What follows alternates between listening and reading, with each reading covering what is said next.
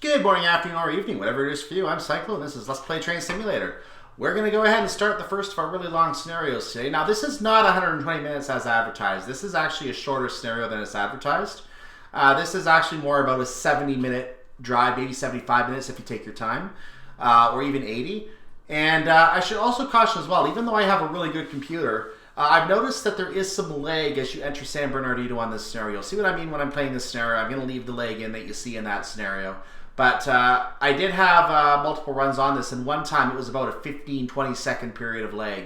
Absolutely annoying, and shows you how the assets are packaged for this route very badly, because it was one of the original routes. And nothing was ever done to fix that up on future installations, so it was just left as is, and there's some lag on it. Now, I'm not playing yet in 64-bit, so I assume it works better on 64-bit, but I haven't actually tried it to confirm that. In any case, we're going to go ahead and get into Slow Climb South today. That's the scenario we're doing today. 70, 75 minute or so drive. I'll see you in the scenario to see what we're doing. These are some of the heaviest trains to traverse the pass, so be sure to maintain your speed during the climb. Once you reach the summit, pay attention to the line speeds and use your brakes well. The momentum of such a large train is likely to push speeds up on this downward section. If you stick close to the speed limits, it won't be long before you reach San Bernardino. Long train. Let's see how long this train is. Oh, that's nothing. I've had longer. I've driven Sherman Hill. I'm just doing a count here, a very quick count before I get going. And it looks like the number of cars is only about 40 cars plus an engine on each side in addition to mine. As you can see, the back of the train has another engine. So this is nothing. This is nothing. I have no problem with this. We're starting in the Victorville sidings. Now, we're starting in the same... We ended last time over here in siding number 5, which is the one below us, I believe. It's not, no, actually, no, it's back here. Number 5 was back here. We were in siding 5 back here. So now we've traversed up a little bit forwards in the sidings. So we moved around to the front of Victorville. And we're going to be exiting from here onto the main track. So we're going to be around the area, I believe, of Highway 15 as we leave. We might have actually, no, we're already on the other side of Interstate 15. So if we were to go back to the main screen, go to the back of the train, and let's disconnect. Just to show you where we are on the map, there's Interstate 15. That's Interstate 15 right there. And where we ended last time was it back here. We ended last scenario in this area. So we had North D Street there, also Route 66, and that goes under Interstate 15 as you can see. So that's where we were last time. So now that we've got our bearings of where we were last time, let's go back to our train as that road continues. And as you can see, that road continues and is going to continue down. It's eventually going to cross. We're going to go under Route 66. And then we're going to have different roads along the way here. So let's get back to our train. Let's get ourselves going. Let's make sure the switches are correct as we leave, because the scenario designers in these scenarios like to throw the switches off on us, but for this one, it looks like they're correct. So for right now, we're good. This switch is not going to work because the track is set against us. As you can see, we're not going to get on the track if we do this. We're going to derail. So we're going to keep that switch set properly. We're going to rejoin the track up here. Then we'll be on the main track and we're good to go. So let's center on us. Let's release the brakes. Let's put the reverser forward. Let's get on the move. So now I'm giving you a bearing where we are on the map. Let's get ourselves going and let's see what kind of trouble we can get into here.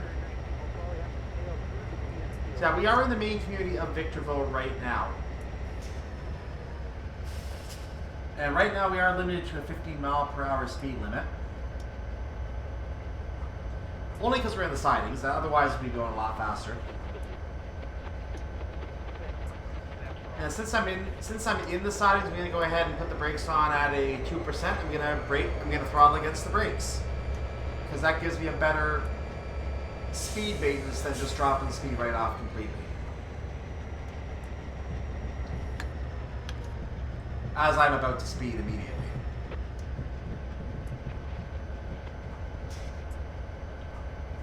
So we're going to cross Victorville siding 1. It is marked as our path, so we have to stay on that path. As I mentioned, if we were to set the junction there, we would derail, so we would lose immediately if we did that.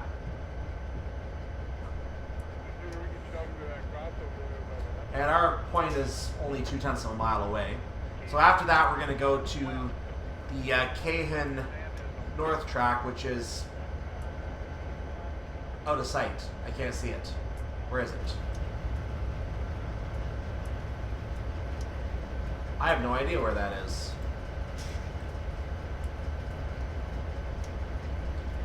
Where's Cajon North track?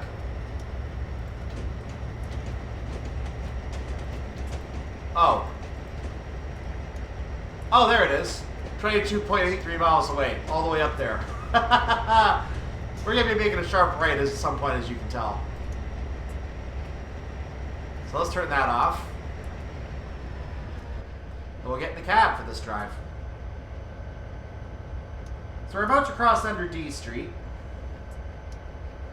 This again was where Route 66 peeled off. There was also a major road, 7th Street, that peeled off from D Street as well, but we're not going to pay any attention to that. That has nothing to do with our drive. So as we cross under this bridge, we're going to have the Mojave River showing up to our left. I don't know if we're going to have a good view of it in this DLC, but it is there.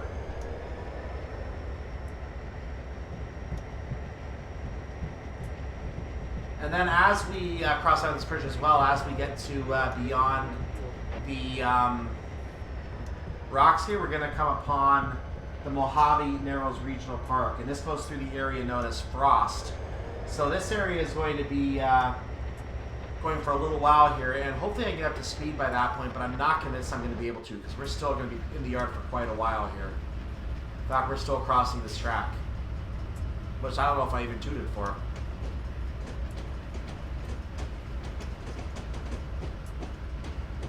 That track, by the way, is at 6th Street. That crossing, that's 6th Street. Oh look, the Mojave River is there. You can see it. Mojave River. Very nice.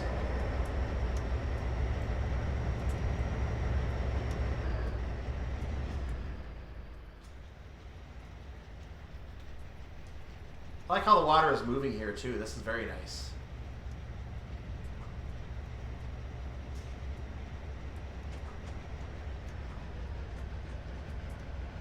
So I should be coming along there. There you go. Screenshot material for you guys.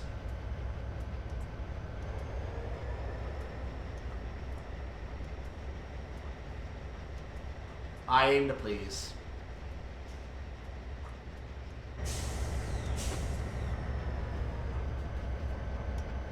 How's the back of our train? Ah, we're almost out of the yard. In fact, we are out of the yard. We can go 35 now. So brakes off. Let the throttle go.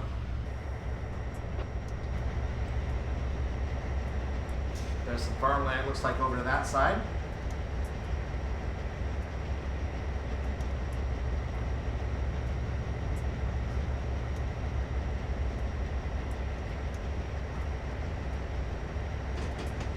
Take a bit of an overhead view as we go through the national park. That's national park to the right of your screen right now.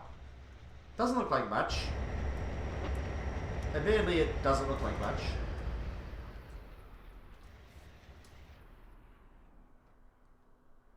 But here's the area of Frost right here, which looks like more water. We're swimming, by the way. So this water that we're in is the Horseshoe Lake. No relation to the Horseshoe Canyon, just Horseshoe Lake. And as we pop out, there's our track. There's some roads down here. 45 is now our speed limit, by the way. So there's some roads here. You're going to see the tracks actually split here as you pass Frost. And they're going to cross each other as you go along here. So this is right at the point of Frost that these split.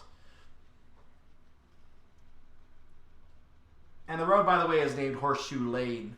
And then the circular part, I'm not sure what it is, but Horseshoe Lane does come in here. Back to our train.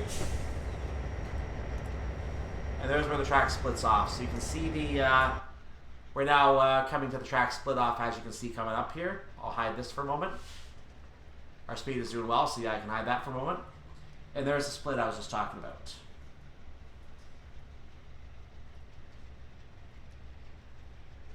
We're going to carry along on the track on the right, or as I come across Horseshoe Lake, it's going to be the track on our left. Let's go back to the main view. There's Horseshoe Lake on the left. And we're over here. I'm going to add throttle now because we're on a 1.0 uphill gradient. The uphill gradient is going to get worse, but Let me tell you this. I've taken a 61 car train up a 55 limit on Sherman Hill and not been able to get up to speed. So this should be nothing. This should be nothing. I've gotten close to 55, but never quite to it. So this will be nothing, and this scenario seems daunting when you read the task, but it really doesn't have any problems at all. Now in the past I gave you a nice view going under this bridge. I'm going to go ahead and just do it from the train itself this time. I can let you see what the view is on this side this time around. And there's another bridge. Now I don't have a name for the bridge this time around, unfortunately. But that's the view going under the bridge. Let's take the throttle off a little bit.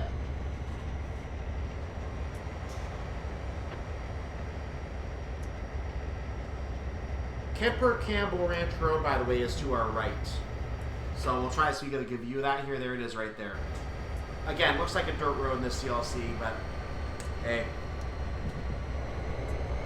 We're on a 1.9 radius, so I'm going to put the throttle back up to level 3, and I'm losing speed still. So I'm going to move up to a level 4. I may have to power the throttle up a lot higher now, and I'm going to feel like I have to shout because of that. I'm going to hold it there for a moment. I'm going to see what happens. If I lose too much speed, I'll regain.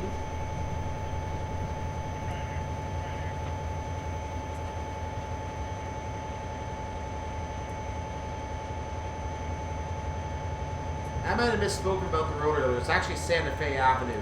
That's to our to the side here, Santa Fe Avenue. And there's another major road starting on the other side. That is Jubilee Place. That's actually a neighborhood over there. So let's take a quick look at the neighborhood, because it's a nice little neighborhood over there that we're going to get to see. That's Jubilee Place right here. The road is Jubilee Place. Beautiful neighborhood. Back to the train.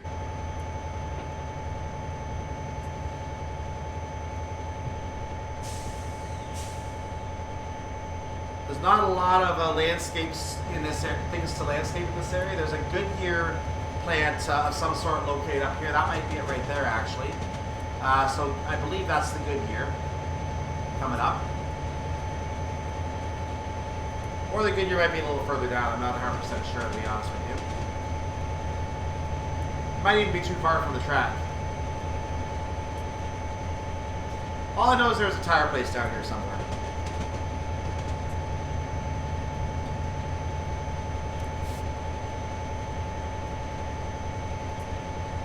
This might be the Goodyear.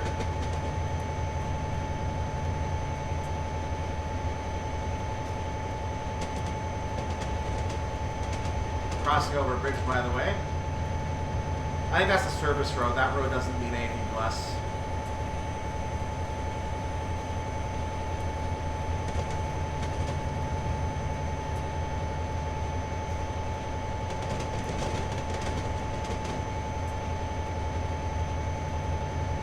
As we continue along, we're eventually going to pass under Bear Valley Road. That road will go over us. Or Bear Valley Road. Geez, I must have been drinking beer. I'm calling it Beer Valley Road. This is Bear Valley Road. Sorry about that. Looks like there is a track joining us. I'm not sure offhand what that track is. I'll take a quick look at the map and get an answer on that. That track was the... Oh, that was the Thorn siding. I should know that from the other scenario. That's the Thorn siding. So yeah, we're coming up on Bear Valley Road right now as a result. There it is right there, actually. Bear Valley Road. Let's pop out of the cab and take a look at the road. Almost looks like an interstate, doesn't it? You'd think it was an interstate if you didn't know what the road was.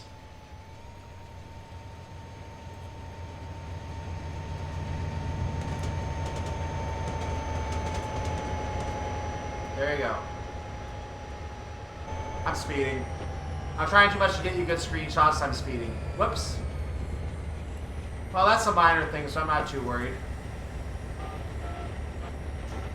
We have a 50 coming up, so I was kind of speeding up a little too early there, unfortunately. Oh well. I'm too busy getting you a screenshot, so I hope you appreciate it. So the stretch that we're going down to right now, we're going to have Santa Fe Avenue East and Santa Fe Avenue West on either side of us, naturally east and west. So that's, we're not quite between those roads yet, but it is coming up in a moment. On the overhead view, you'll be able to see Santa Fe East is coming to join us right now. West is already there.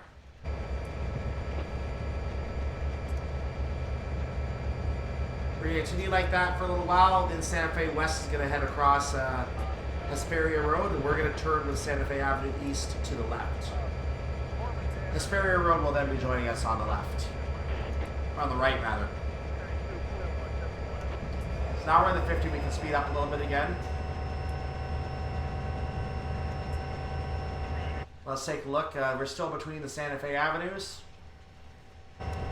Looks like some neighborhoods over there on the side there. Beautiful.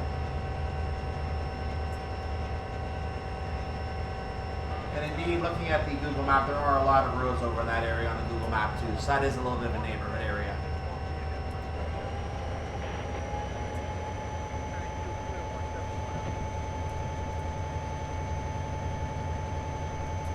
So I'm watching for Santa Fe Avenue West to peel away. That'll tell me that we're coming to the left turn. And then Hesperia Road will be joining us, as I said. There's a motorsports place on that turn as well, interestingly enough.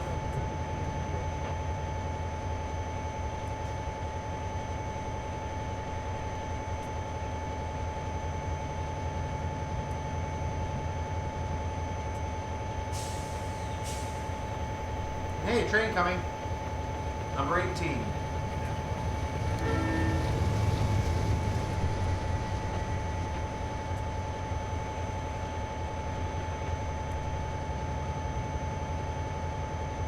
I'm a little more nervous about this scenario playing, and the reason I'm a little nervous about this is because last time I played this scenario, even on medium quality, I had a sudden lag spike as I entered San Bernardino. Now, I don't know if my computer was up to something.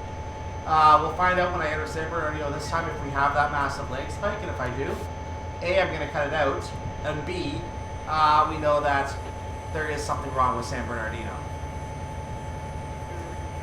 And therefore, driving into San Bernardino is not recommendable. We'll find out. There's some vehicular traffic there. That's where Hesperia Road rejoins us. Or joins us, rather. Looks like that was a transmission place, actually.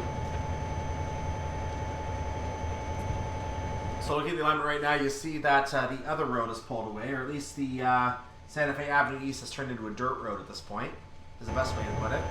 Or is it actually... Oh, that might actually be it over to the right. This might be a service road that we're looking at. That seems too close to be a service road. I think it actually is the road. That might be C Avenue that we saw further out of the shot.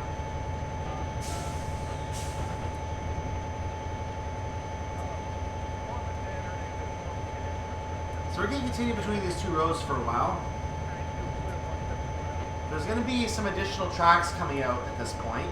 So when we look at the mini-map up here, we're going to see, in fact, the track joining us right there. That track right there, I'm going to zoom out and I'm going to tell you that that track goes off towards... I might actually have to show you. That track goes off towards Cushionberry, so we're in the Hesperia area right now as we look at this. We're in Hesperia.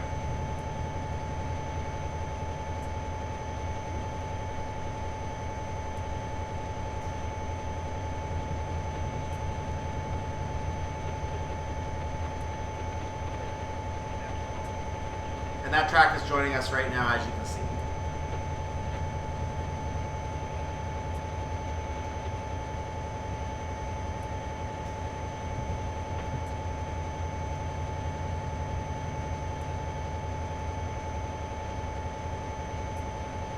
And again, we're going to continue for a little while, but we are going to be crossing under another road here. I believe this is Main Street that we're crossing under. Main Street. I like to look at the roads that we crossed under. It's another 2-lane road, Main Street.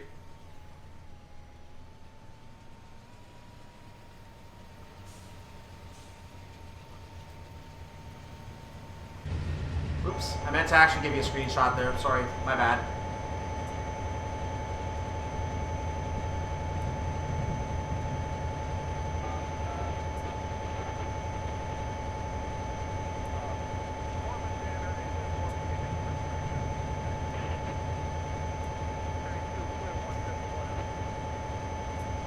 There's a 65 coming up, but I'm not going to be worrying about getting up to 65 because we're going to have another speed drop to, I think, about a 50 following that. So we're not going to be able to really get up to speed here.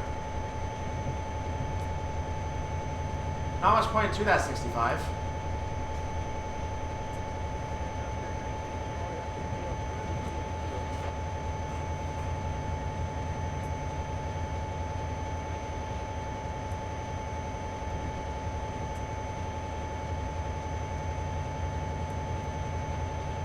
As we continue along this portion track, there will be an unnamed road starting to the left of us. Right now, we're still traveling alongside Hesperia Road, which I believe may have actually ended by now. No, it's still there. That's Hesperia Road. So we're still traveling along Hesperia Road right now. Over there on the left, you can see the road right there.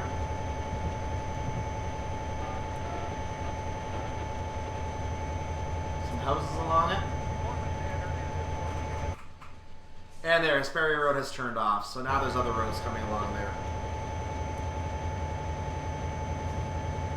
Now, I think the road that was actually depicted there, that road is supposed to be, I believe, 1st Avenue, but it doesn't actually start at Lime Street where that turned off, so I'm not sure why the road started that early, but that might be 1st Street over there, 1st Avenue, I mean. And then to our other side, we have Santa Fe Avenue East going again. I think you can see C Avenue in that shot as well. There's going to be another little road coming along up here. In fact, I think we're next to it right now. That unnamed road will eventually meet Ranchero Road. Then we're going to cross Ranchero Road at that same point. So Ranchero Road is the next crossing.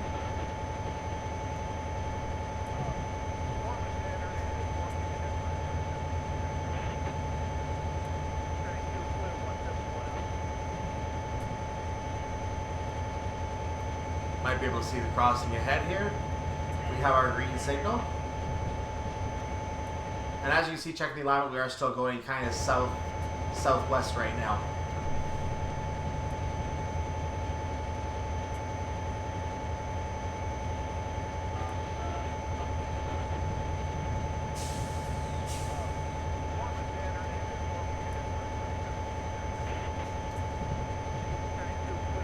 I might be going down my map a little fast. I don't think I've seen Ranchero yet. But no, you know, it had to be further back because, no, I guess Ranchero Road's not depicted here. So we're coming to the turn right now. We actually are going to have to slow down here. I just noticed that we actually get to 55. I didn't expect to. That was not expected. We're also going to have to go down to 50, so we have to maintain speed down to 50. We were going a lot faster than I thought we were there.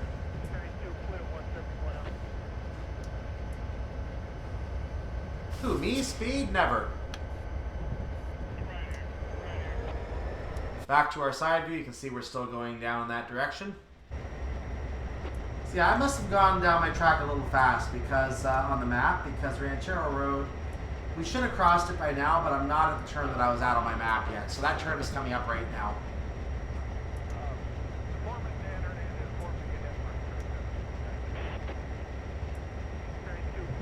We're going to be going alongside Summit Valley Road. That's going to be to the south, which is our left.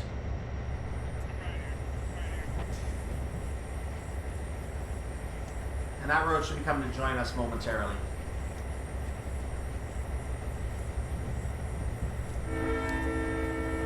There's some unknown dirt crossing. We depicted a dirt crossing, but we didn't depict Ranchero Road. I am a miss. Either that or I missed Ranchero Road, I'm not sure.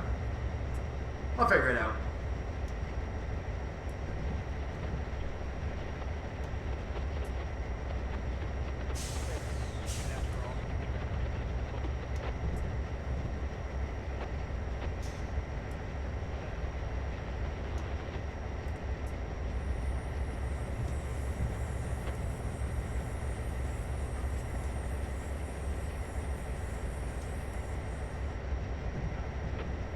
Now we're getting up to speed again, so I'm going to drop the throttle. This time paying more attention to what I'm doing than trying to entertain you. There's Summit Valley Road coming in from the south, by the way. Let's hide this to get a better view of it. There it is.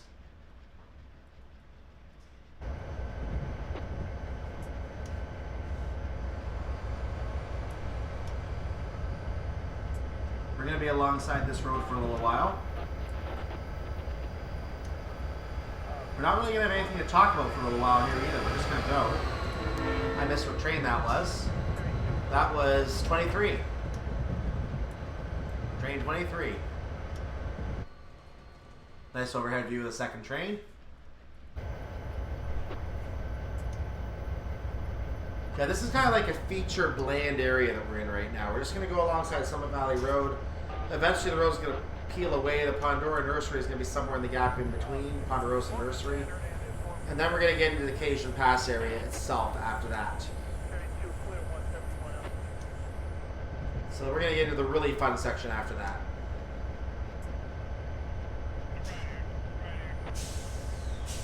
When we get down to the Cajon Pass area, we're going to be alongside Road 138 as well.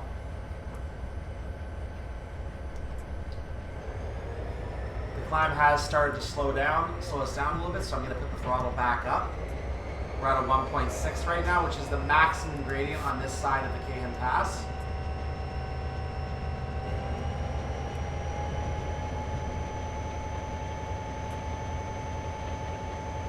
So the gradient will not get any steeper on this side. On the other side, we're going to find 2.2. The third track, which we're not taking, in this route, the second track, is actually a 3.0 gradient at one point. So that's a heavy climb. And for that reason, any trains taking that track are probably not going to have 40 cars like ours does. By the time we get to that really steep area, we're going to be down to a 30. So I'm not too worried about the speed right now. I'm just going to try to maintain around a 40 right now. Because on this uphill climb, we're happy with a 40. But we can go up to 50.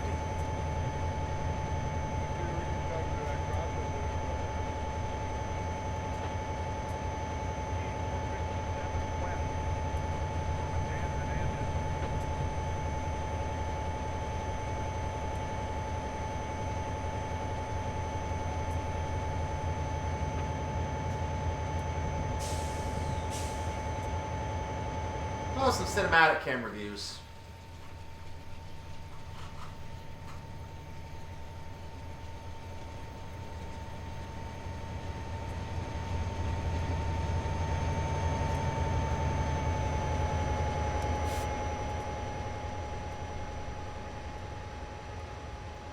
Let's go back to the overhead view for a moment. There's the Summit Canyon Road again.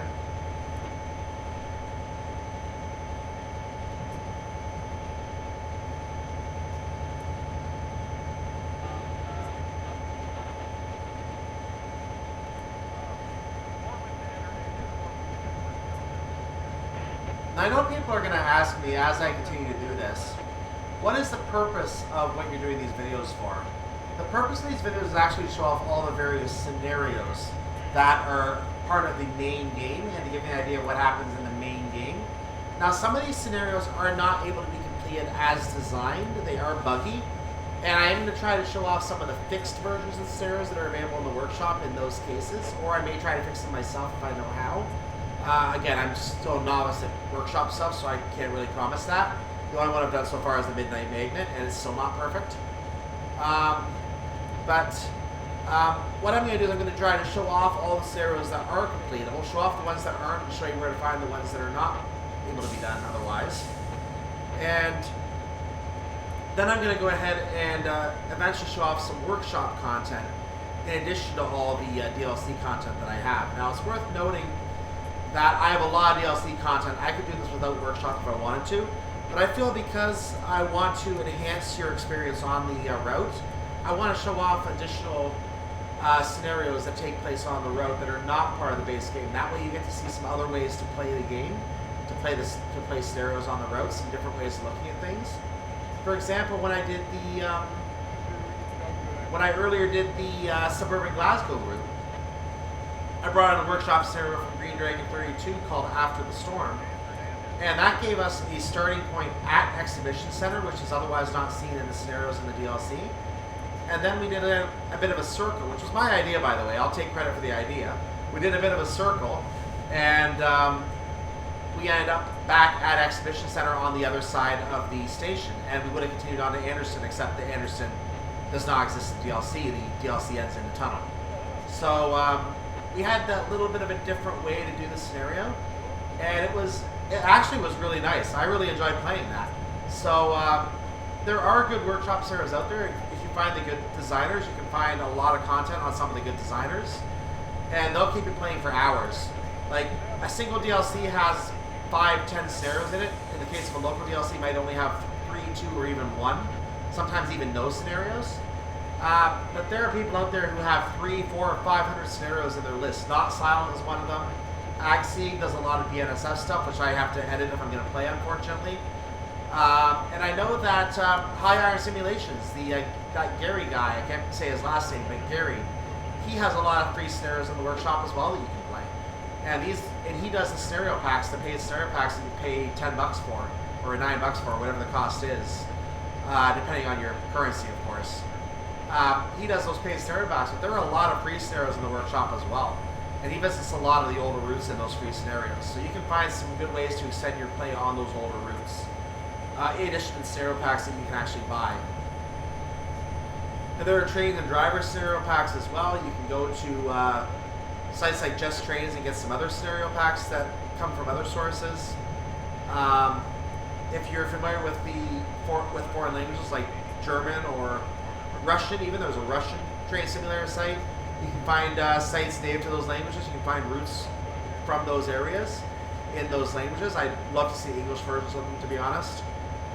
So there are all sorts of places you can go for free content to go with the game. You don't have to buy all the DLC. You can get all sorts of free content. To play a lot of this content, though, you will have to get some DLC. Because very often, in order to create the free content, you have to have some content as a base starting point. At which point you can then go ahead and turn it into a free route that you can use to accompany that. So there's all sorts of ways you can play this game. You're not limited to one way of doing it. I'm just going to show off a lot of the DLC itself, because I've already got some 100 and so DLC, more than 100 DLC, more than 150 I think, to be honest. And I'll be able to show you all that as a result. Let's take the throttle off because we're coming to a level ground right now. We're not at the uphill yet, but we're not at the downhill yet, but we're almost there. We have leveled out. We are coming up to the BNSF security area. So the fencing should be... Actually, the fencing might have already started. No, the fencing does not seem to have started yet, but there will be fencing starting over here in a moment. Actually, no, we are in the fencing, yeah. This is a secure area right here. We're in the security area right now. So if you happen to trespass this area, you can be, well, caught. There's a 45 coming up, so I'm going to leave the throttle off. We know there's a downhill coming as well. So there is a 30 coming up. Road 138 should be joining us. That's not how to get it. That's coupling. 138 should be joining us down on this side very soon. So when it does, we're going to be coming to the downhill segment, I believe. In fact, the alignment we're on right now is an exact alignment that's going to pull us into the Cajon Pass. 138, when we make our right turn, 138 will be immediately alongside us to our left. Here's the summit sidings. You can see the downhill begins after this. Let's take another look at the overhead. 138 is not showing here for some reason. I don't know why. I'm gonna take a quick gander and try and hop over here very quickly. I think that's the 138 right here. Well, the road ends, maybe not. That's not the 138.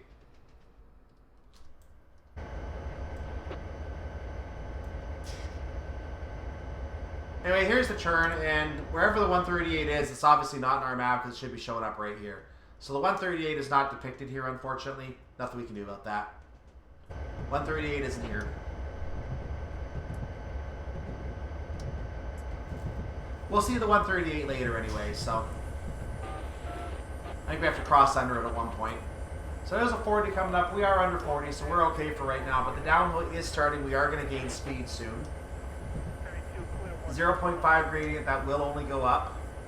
In fact, we are already, I believe, gaining speed. So we are going to have to put a small brake on. We may have to power through that brake as necessary.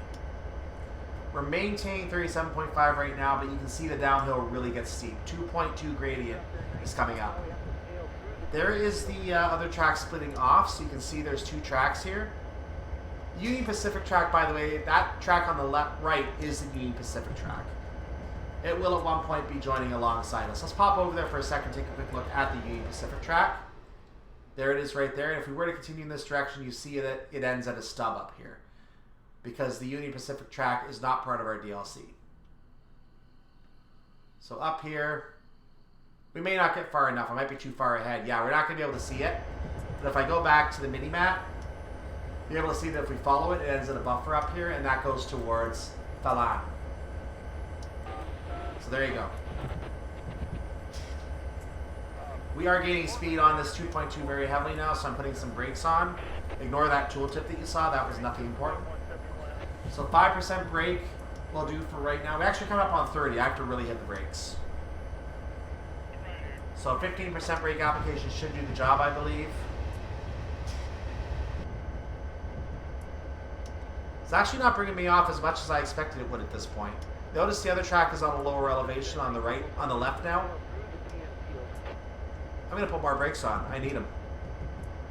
Okay, there we go. That should be good. I'm going to relax the brakes a bit now, down to a 3% brake application. I'm going to go ahead and power through the brakes now.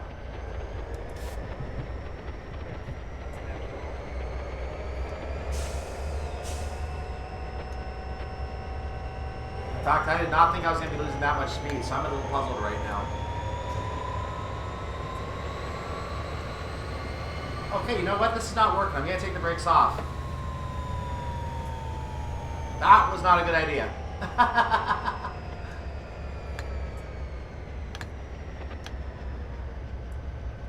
I'm trying to find the right mix here, but I'm not quite there yet.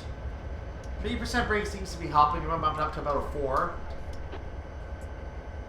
And that may do the job. That'll hold our speed nicely for the time being. But we're going to have to pay attention. In fact, I'm going to go ahead and bump it up to a 5% brake application.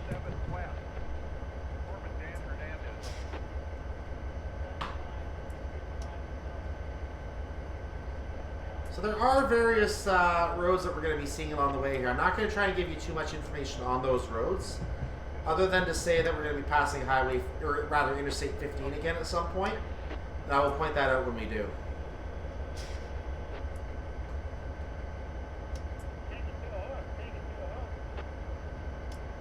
Before that, we will pass under Santa Fe Road. Santa Fe Road is also passed by Interstate 15.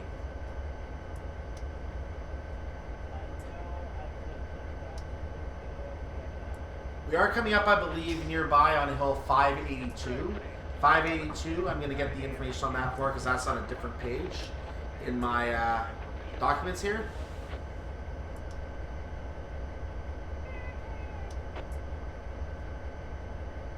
So Hill 582 is a very popular rail fan hangout. You're going to find that the Union Pacific track joins us right around that point. So we're actually around Hill 582 right now. Let me see if we can find it actually.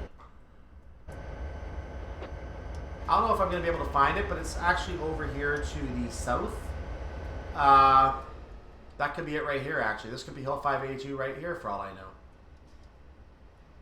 I'm not sure. Does it look like a good rail fan spot? Maybe it is. There's a track over there, after all. So, yeah, that looks about right. This looks like it could be Hill 582 right here. So there you go, Hill 582. And then if you come over here, you get to see the other track, obviously. You can see why it's a popular rail fan spot, right? You get to see both tracks.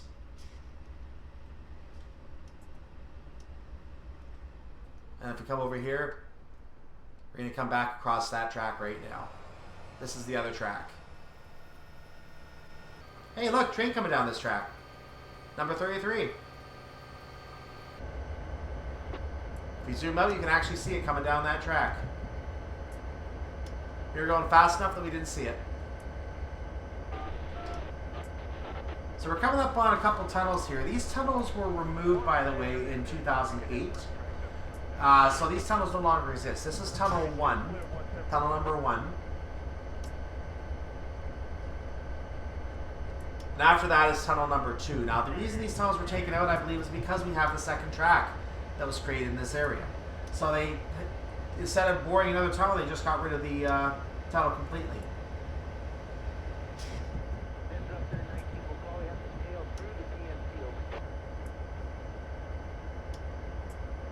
There is a Union Pacific track over there. Once again, I'm going to pop out and follow that track for a moment. Union Pacific does not use the tunnel. And in fact, if I sit over here, we're going to be able to see the train emerge from the tunnel. How's this for a screenshot?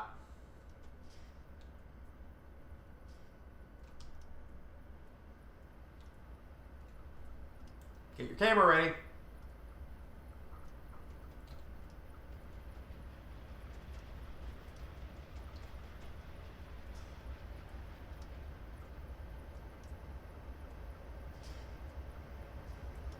There's a train coming.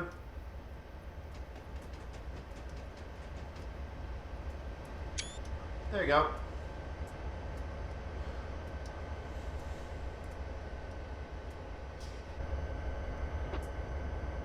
So Santa Fe Road, otherwise known as Route 66, comes along here. We're going to be crossing it. And then we're going to go under Interstate 15. That's what's coming up right next. And after that, we're going to come upon the Walker area.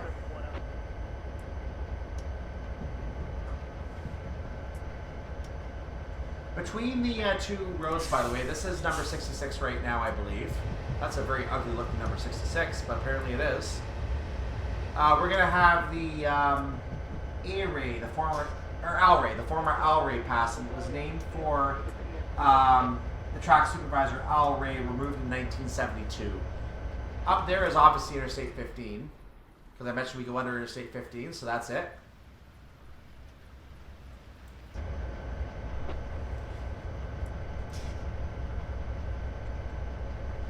And I need to take the throttle off because we have been gaining a little bit more speed than expected here. The 5% brake is actually doing a good job holding us right now. I'm pleased with that. So we're coming upon the Walker area right now. There's no sidings or anything to mark it, but it's listed as milepost 59.4. So basically there's a 60 right there, and it's in that area.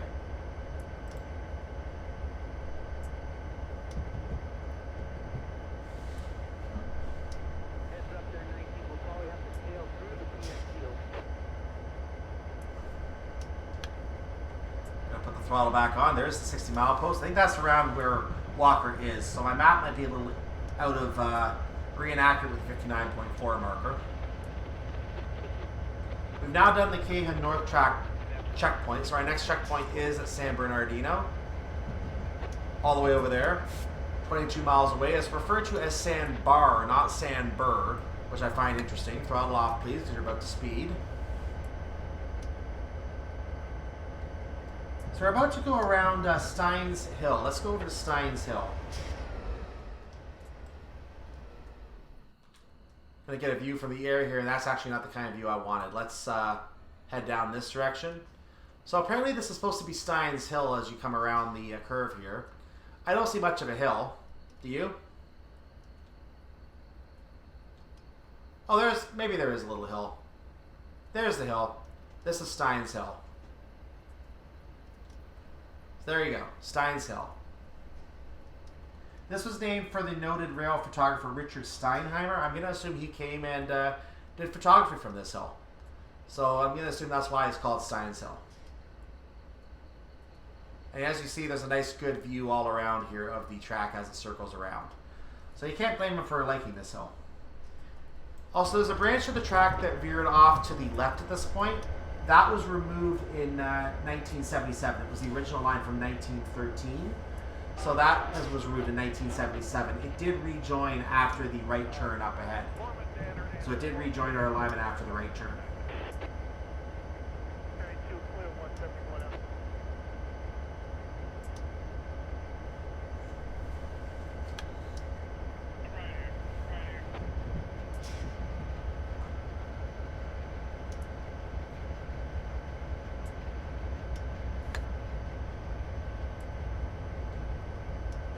And as we continue along here, we're going to be crossing, after this right turn, as the no longer their track rejoins our alignment, we're going to be crossing under Road 138. And the Union Pacific track also will pass by on that area. Let's pop over to the Union Pacific track for a second. Maybe. There it is. So the Union Pacific track crosses on... When the Union Pacific track crosses right nearby here where the road continues on, you're supposed to see Lone Pine Canyon Road. The Mormon Rocks are beyond that as well. But we don't have a really good view of that in our DLC, so we're not going to really take a look over there. But that's what is over there in real life. I think we already passed under the road. I kind of didn't let you see what we passed under there, did we? Oh, no, we're not there yet. Maybe we're not there yet. Where are we? I can't tell anymore. There it is. There's the road.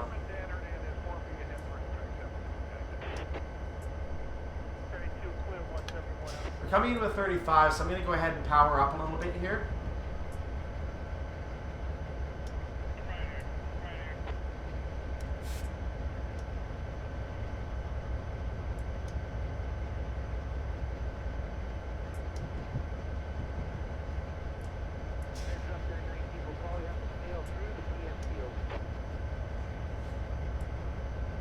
You guys have to tail through the TMT. Oh, I sped up a little early. Whoops. Oh, that was a mistake. I'm just going to let it be now. 35 is coming up. I'll get written up for that later, I'm pretty sure.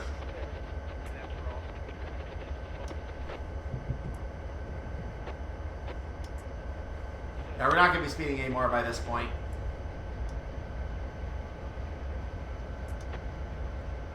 I was a little trigger happy on the throttle there. So we're coming up on a former crossover track to the number 3 track. In this DLC, the number 2 track.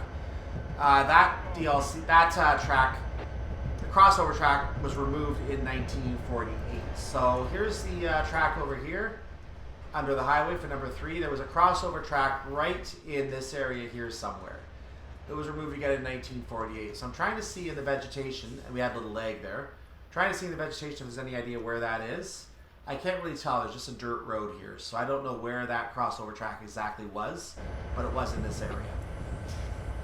Seeing that lag does have me a little worried because it tells me there's going to be more lag coming up.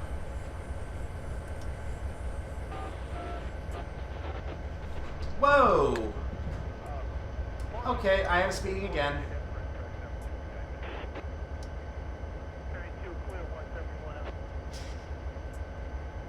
Fortunately, I don't believe you can get a game over by speeding too much. If you could, I would have had it by now.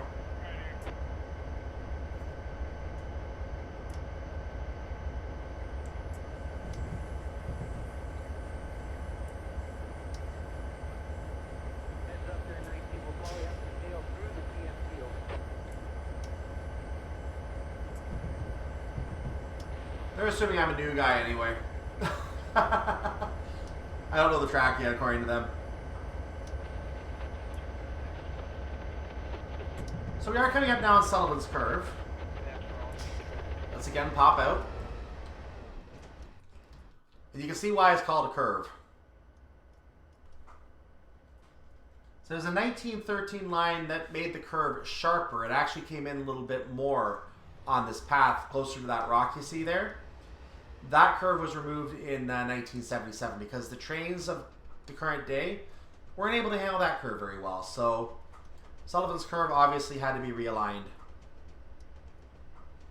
By the way, photographer Herb Sullivan was apparently known to do photography in this area, probably on top of that rock. And the Union Pacific track, as you see, veers off. You can see it going straight ahead from where I'm aiming here.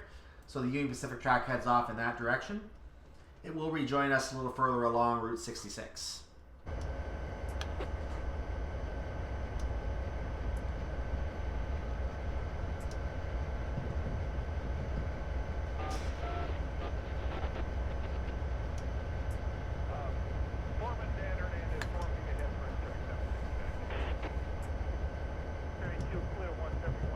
And we're going to be rejoining Interstate 15 on the other side of us, on the left.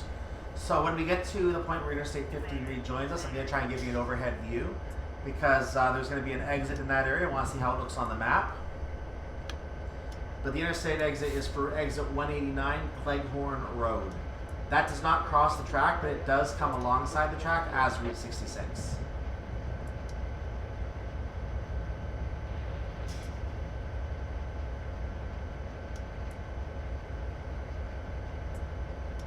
Let's take a look from overhead now. You can see the other track also rejoining us over here. So yeah, this is around the point where the interstate exit would be. You can in fact see a path branching off from the interstate. That is the exit for Cajon Road. I don't know what the other road is next to it. It's just some extra road that's there, I guess. A parking area. I guess that's a parking area for people that want to do rail fanning.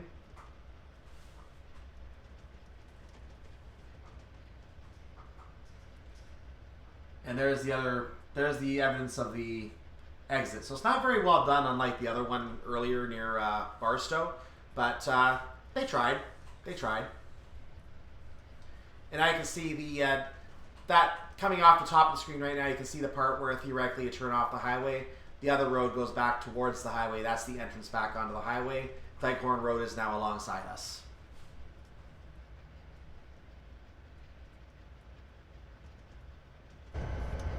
So we had a 45 there for a moment. We're back in a 35 in a second, so we're not really going to get to enjoy that 45.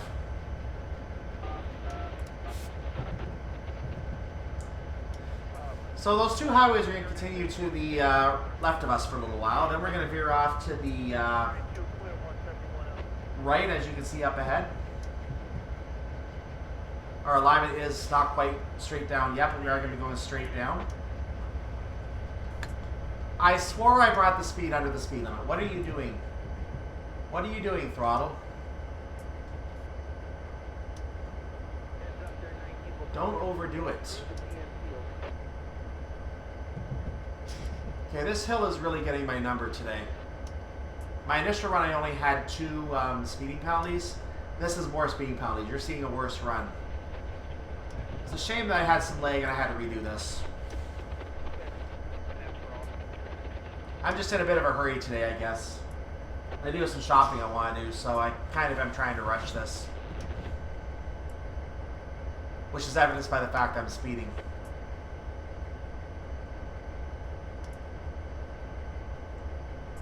Also, you get some dinners. I'm getting hungry now. Been driving for a couple hours. I'm getting hungry.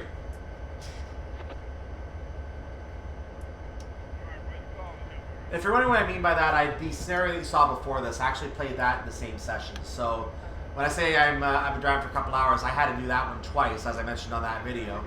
And then I'm now doing this one in addition to that. And this is itself another 70 minutes. So definitely about 2-3.5 hours of driving I've been doing here. And I definitely am going to be hungry after this.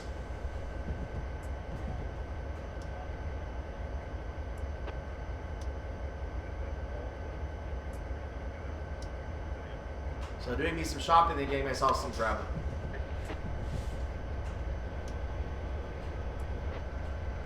And since we're talking about grub and I'm probably going to get fast food, tell me what kind of fast food I should get. I'm probably going to end up getting Burger King because I tend to, when I'm really, really hungry, I tend to go for that really big Whopper-like sandwich that has cheese and bacon and onion rings on it. Really, really tasty. Sauce can be a little hot sometimes, but it usually mixes with the sandwich really well.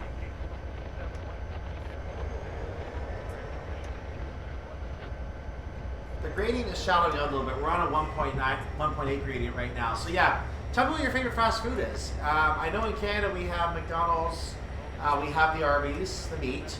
We have a place called Harvey's, whereas you guys have Hardee's in the United States. I don't know about internationally. So that's one of the differences. Harvey's is flame grilled burgers, basically. And it's a Canadian icon of sorts as well in the fast food world. We also have, we do have Kentucky Fried Chicken in some places, but it's kind of not as popular now because of all the grease.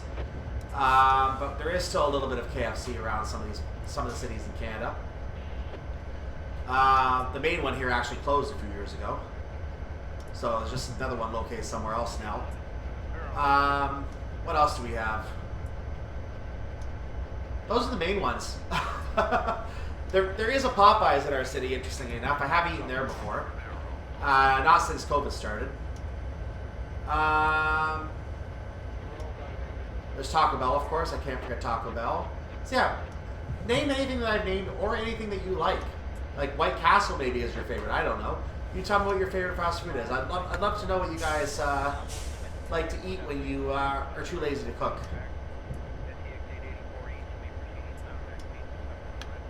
So our alignment now is, whoops, that's not how you do it. Our alignment now is taking us to the west. We did pass the site of Camp Cajon. It was a welcoming center for a haven for 1930s Dust Bowl immigrants and travelers on Route 66. So that was a little ways back. I'm not going to go back and look at it now. We might see it on the return trip. And alongside us to the side here is Swart Hoot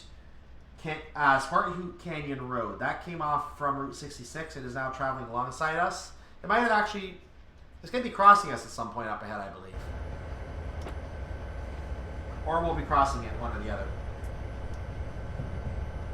Actually, maybe we already did. So that might be Cajon Boulevard back there. So I might have missed that crossing back there. That I will go back and check. Because we're coming off the curve back here. And no, maybe not. Maybe not. Yeah, it was way back there past the signal. So I'm not going to worry about it now. Oh, we're at a 45 now. I can speed up again. Beautiful. Well, since we're on the downhill, I'm going to keep the brake application on.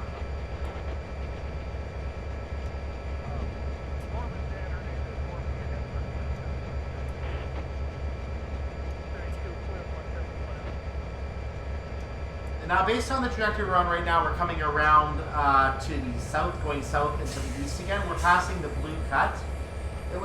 It's named for the color of the exposed rock formations way back in this area. So in this location right around here, this is called the Blue Cut.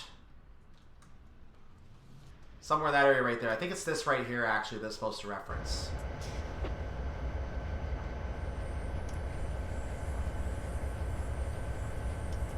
We're going to be passing the original Keenbrook siding location in a moment. I think there are still some sidings there, actually. If I look at the map, yeah, there's a siding right there. There's the Keenbrook set out. So that's an old set out in the area. You can see the Union Pacific track still off to the right, rather. The Union Pacific track is going to stay with us as we continue along here. Until we pass the Union Pacific Keenbrook siding, and then we're going to be out of that area.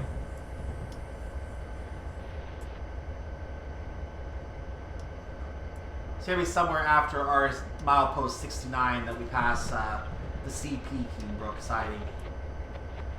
And then that one will continue to Colton while we continue to San Bernardino. We are still green all the way here. So there's the Keenbrook set out. The old Keenbrook set out. The new one is a few miles out, but it's not really depicted on this map, and I think it's probably something that happened after this DLC was created. So this new setup was created after the DLC, I believe. So this predates the new setup.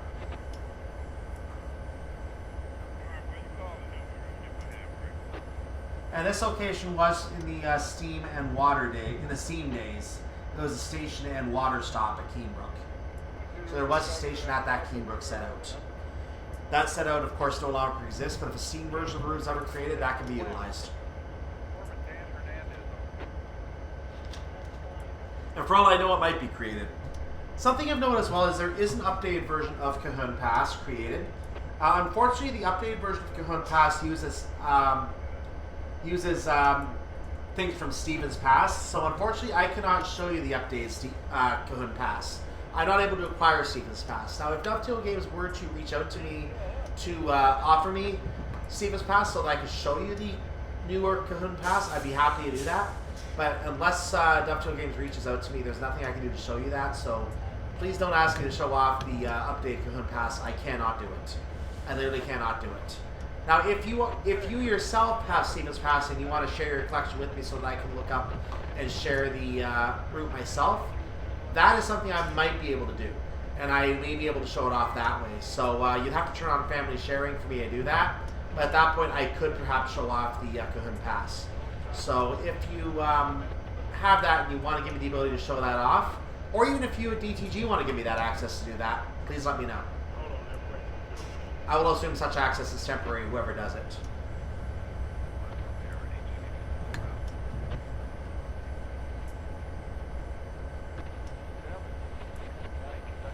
It would involve access to stuff that I normally wouldn't have access to, and I'd have to make sure that 500 other DLC don't install, so we won't talk about that.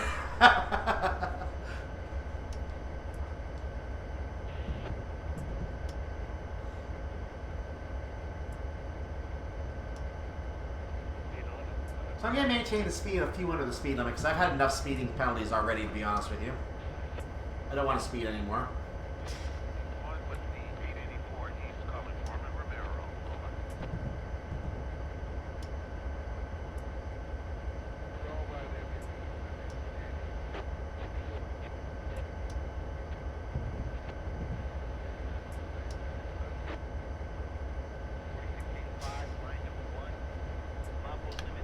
Where are we on our map? We're still going at that alignment. Okay, good to know.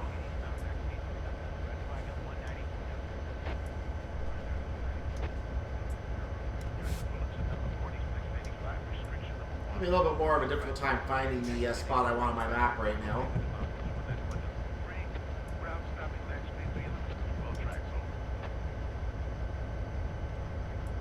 I think we did pass the Cozy Dell by now. And if you look at our alignment, by the way, we are going well underneath the Cajon Pass right now. We are coming close to San Bernardino now, in fact. So we're going to have to keep an eye on our speed, as we need to get back under 40. So let's drop the throttle off.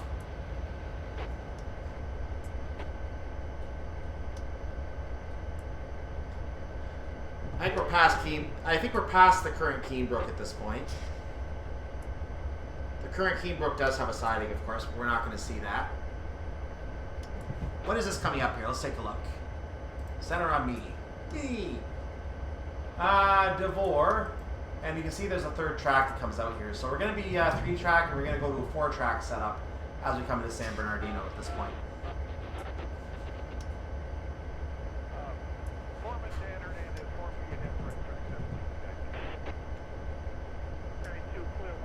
I believe the Union Pacific track is going to veer away from us at some point here. Glen Helen Road is to the right of the Union Pacific track. You can still see the Union Pacific track over here, by the way. We are coming to our first road crossing in a while. I need to find out what that road crossing is for you. That is still Interstate 15. That's the Interstate 15 again. So the interstate's just going to cross back over us after going alongside us for a while. There it is, crossing back over us.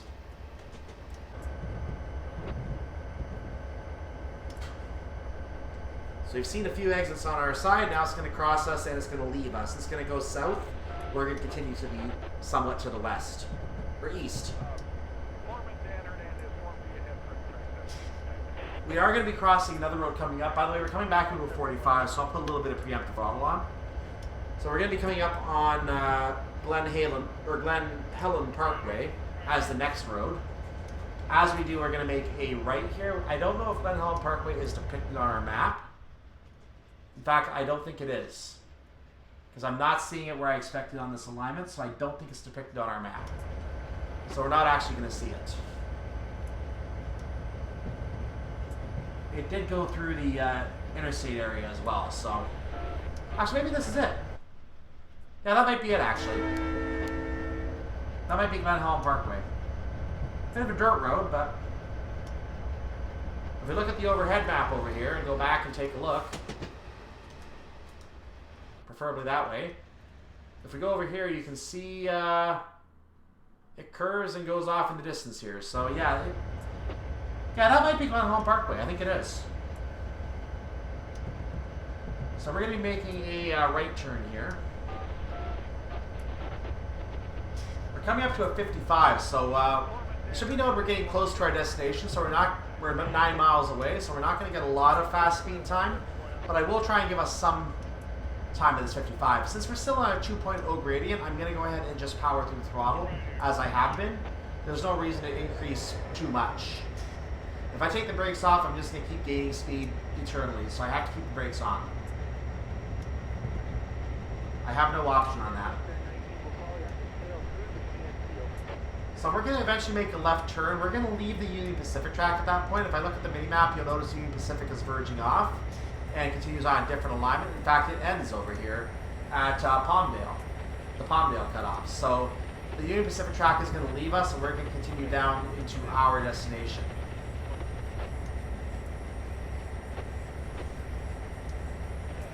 Now that Union Pacific track theoretically does continue. In fact, it does go a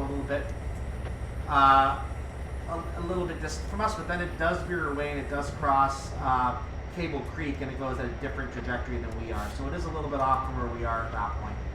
We are going to be crossing West Historic Route 66. So we're going to be crossing Route 66 in a moment here. I am speeding. I was not in the 55 yet. That is my 6th speeding offense. Because I'm trying to show you information. Now this is a bridge crossing. We're not actually going to have to blow our horn here, obviously. Now we're in this 55. I timed that wrong, obviously. That was obviously badly timed. So I'm going to have a whole 6 speeding offenses. I hope you like the fact I'm showing you all this scenery, guys. Because it's costing me some credibility here.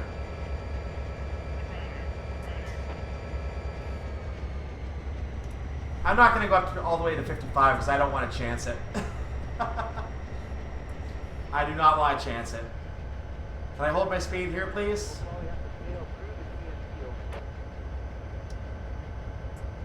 So we're going to have some sidings coming out here, I think. Let's take a quick look at our mini-map again. Now it's just going to go into multiple tracks, and then we're going to go ahead and pull off into our destination is basically what's coming up here. So we're going to need to check our sidings as we get closer. I should probably do that, shouldn't I? So we're going by the gate. So after we get into that gate, we need to make sure that we go on the right track. There's our entrance to the yard. Where we want to go is yard 11, which is that one right there. So we need to check our siding for this, and we are otherwise correct. So we're good to go. And I've been gaining speed, so it's a good thing I got back here. So our route is now correct. We're good to go. We're still 7 miles away from the yard gate. Now, as I previously said, I did have some massive lay coming into the yard gate area previously. I'm hoping that does not happen again today. If it does, then there's still a problem with this old route. Have we crossed another road yet? Nope, a road coming up. This road coming up is Institution Road. And speaking of institutions, there's a Denny's nearby. Can I find the Denny's? Let's find out if there's a diner over here. There's your Denny's, ladies and gentlemen. Denny's now does steaks and seafood. There you go. Steak and seafood. That's your Denny's. And there's the interstate, obviously, right there as well.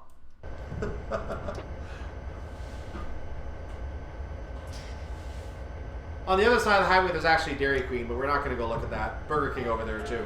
I forgot Dairy Queen. There, add that to your fast food list if you like Dairy Queen.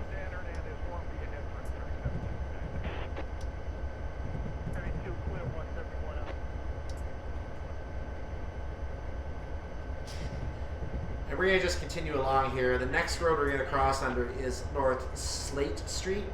North Slate Street. I think the roads are all looking like highways at this point by the time we get there. North Slate Street will be followed by another highway, and that'll be County Road 210, I believe. But these are some ways down the track still. We're going to see both of them, but there's still some ways down. Let's return to throttle.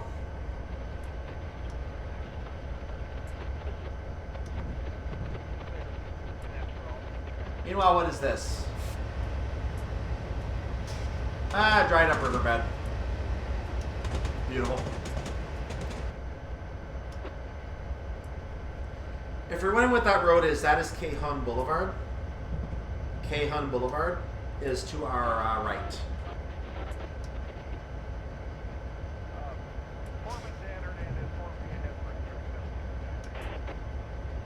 Hallmark Parkway is kind of veering around to the left of us. You can't really see it right now. There's actually a Walmart on that road as well. Before we get to North Slate Street.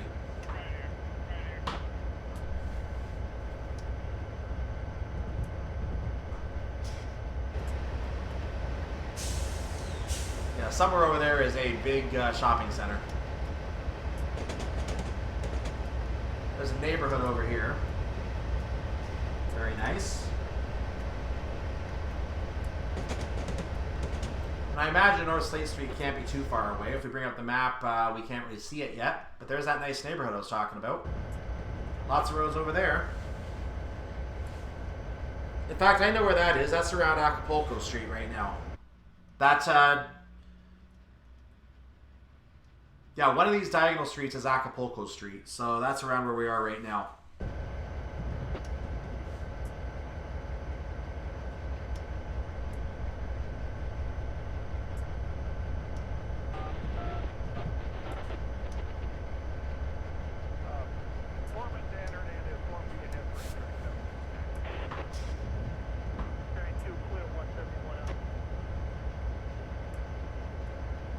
By the way, Interstate 215 is now within the vicinity of our map. We might even be able to go over and see it if we're lucky. Let's find out. Interstate 215 is somewhere over here. We may see it, we may not. That could be it. That's Interstate 215.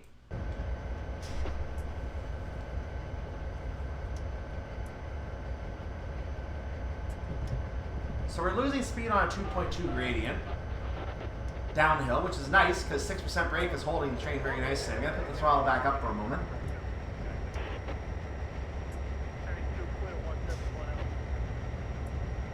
Is there a street coming up? Not yet. Or did we cross it already? Was that North Slate Street back there? I might have missed North Slate Street. Nah, I don't think I did.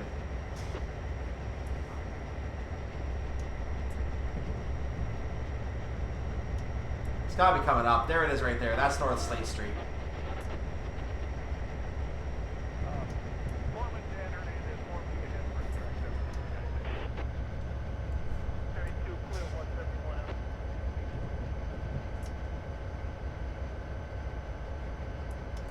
So as usual, let's go ahead and take a peek at the road up ahead.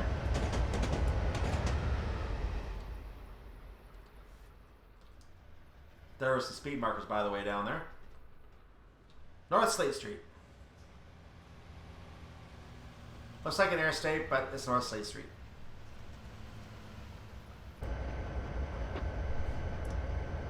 So based on this alignment, I'm more inclined to believe that could be the interstate, number 210.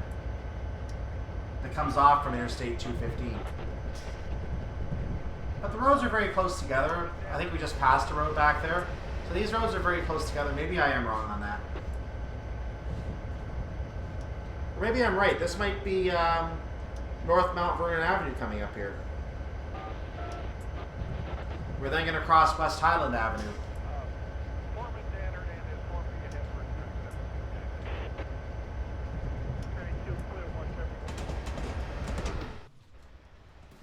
As you see, the road network gets very busy in San Bernardino. Lots of nice neighborhoods, too.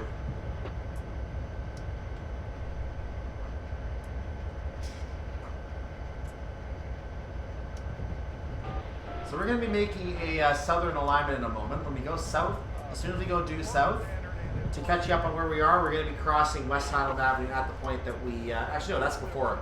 We've already done that. We're going to be crossing West 16th Street at the point that we get into that southern alignment. Then we're going to cross West Baseline Street after that, West 9th Street, and soon after that we're going to start veering off. So we're not on that southern alignment yet. This road right now I believe is North Massachusetts Avenue. There's a Home Depot over there to the left, if you're in this area.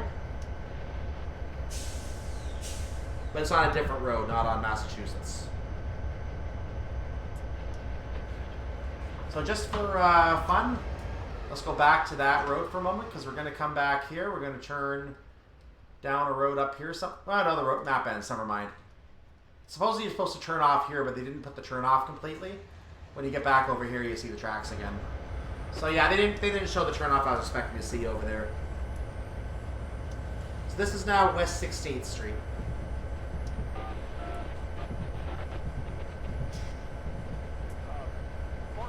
We have a signal change. We're now a red over a yellow. I believe that means you have to drop down to 30 by the next signal for the junction. So I'm going to go ahead and drop my speed now.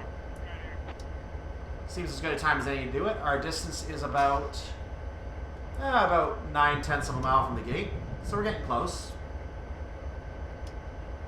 And this is the point where I'm starting to expect major lag. This is where I expect the lag to kick in. As we come up on West Baseline Street.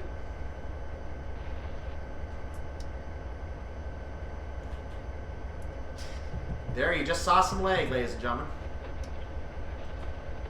That wasn't as bad as I thought it would be so far, so I'll leave that one in. There may be another big one coming later. So that was West Baseline Street. We're coming up on West 9th Street.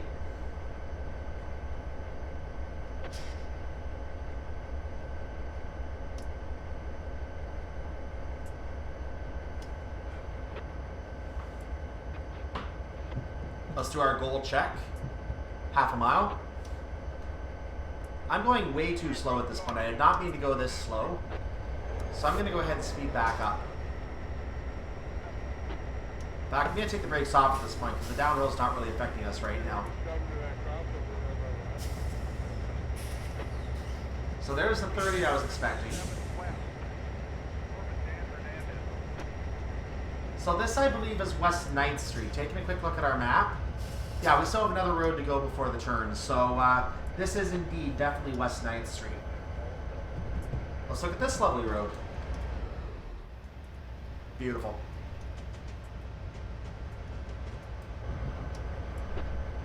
Oh, now I'm speeding too much. Let's take the throttle off and put the brakes back on because now I need them. And actually, I need to get back down to 15. I only now notice the 15 coming up. So I'm going to slam those brakes right now. I'm going to slam those brakes right now, I said. Okay, off we come. There we go. That may not be good for freight comfort, but I only just noticed the restricted signal coming up. We made it in time, though, so we're good. And I took the brakes off and put the brakes on in time, so now I'm going to power through the brakes again like before. Now that our speed seems to be steady, we're coming up on West 5th Street up ahead. Let's check our map. We've arrived at San Bernardino. Ensure the junctions in the zero to set correctly. Bring the train to a halt in siding 11. That will be our job done. And yes, I was just about to do that. So as you can see, we are coming in on that blue track, and that indeed is siding 11. And we technically would continue after that. I'll just do that for fun. Not that we're going to need it. I'll just leave it like that. We're good. Speed off. I almost sped again. Woo! You can see the track up ahead. That's the yellow marker. That shows that we are on the correct track. So we know we're going to be pulling up to the correct location at this point. So here we go. We're about to cross under our final bridge at this point. That is West 5th Street. Here's your screenshot of the curve, ladies and gentlemen. Now that our speed is steady, here's your screenshot of the curve.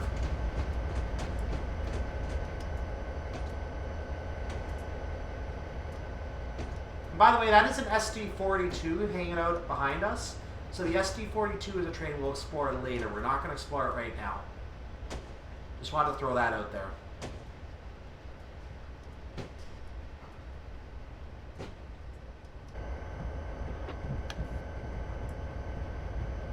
In fact, the end of the train, that's just another ES44AC. So yeah, that's an SD40 behind us.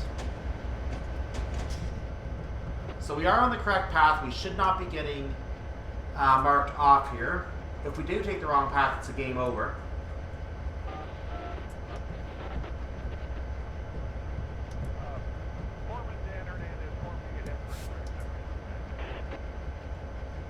So as you can see, I just put the throttle back up to a level 1 application so we don't lose too much speed. I was down to 11 and I'm happy being at 11 right now. So we're going to take this long train into the yellow marker, and I'm going to watch for the yellow marker to end, because when the yellow marker ends, we've gone far enough to park the train. What I ideally want to do is get the train into the yard without, and as you see, I'm cutting across a lot of ground right now. It's not a straight back jump right now, so because based on where the trains are, one is still coming around the curve. So it's not very, very clean right now, the transition, but I want to get the back of that train, I'm going to do it this way. I want to get the back of the train off the track into the yard, preferably into siding 11 itself, before I come to a stop. There's one of our loading facilities. You're going to get to see that in the next scenario. It's actually kind of interesting how that works. I think that's the track we actually start on the next scenario, going in the other direction. Throttle is going to be back up for a second. And it's increasing quite a bit, so I'm not going to leave it on very long. I was about to check the map, but now I'm going to just take the throttle off again. Let's look on our mini-map in the center on where we are. We are over here. We have all that siding left to go. I think we have lots of room to make this. We're not going to get near the end of that siding, so I had nothing to be concerned about. We're not going to get near that.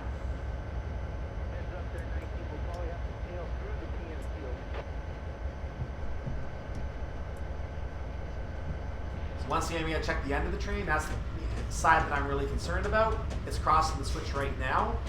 So in theory, we can change that switch again and we'd be fine. If I want to, I can push it right now and we're fine. But I'm not going to. There's no reason.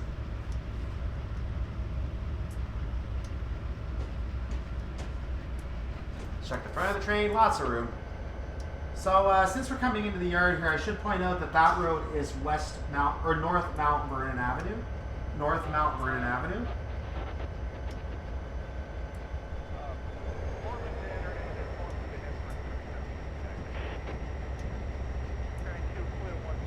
If we were to continue out of the yard, we'd be crossing under West Rialto Avenue as we exit to the south. Or if we continue to the west, we'd be crossing under North Rancho Avenue. But neither road is something we're going to see on this journey. This is the last road we're going to see on this journey. In fact, as you can see, the map literally ends here. So those roads do show up here if you continue along, but the map does end. There are portals all over the place here. Oh, apparently I'm coming to a stop before I intend to. Let's park under the road. I want to park under the road. Where's our trigger? Oh, well, apparently I could stop down. I'm fine. But let's get a view from the road, and I'll stop in view of the road. This will do nicely.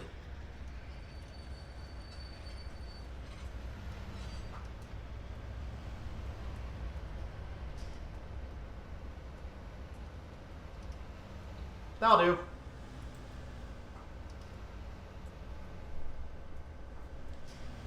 So we have our nice little finish here in San Bernardino Yard. Siding number 11. And we are observing the yard from, as I said, we're observing the yard from North Mount Vernon Avenue. Well done. That's another shipment over the pass. Contact control and see what other work is available. There's North Mount Vernon Pass. There's our train. And that's the scenario. So if you like me, so I can say like the video, subscribe to the channel. You'll see more speeding like I did in this one today. Then you can tell I've been, 7 times. Okay, there was a 7th one apparently. So you can tell I was a little tired when I was doing this one because I did the other scenario twice before doing this one. So I've been driving for 3.5 hours now.